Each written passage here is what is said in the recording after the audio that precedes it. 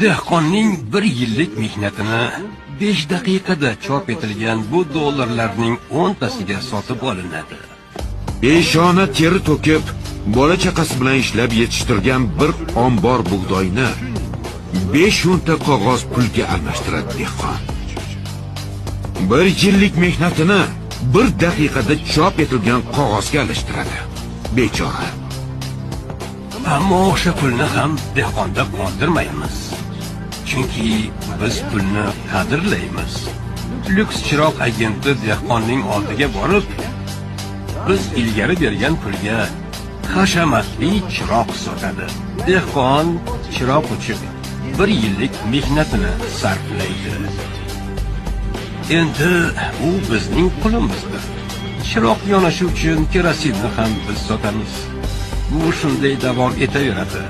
Ular ishlaydi.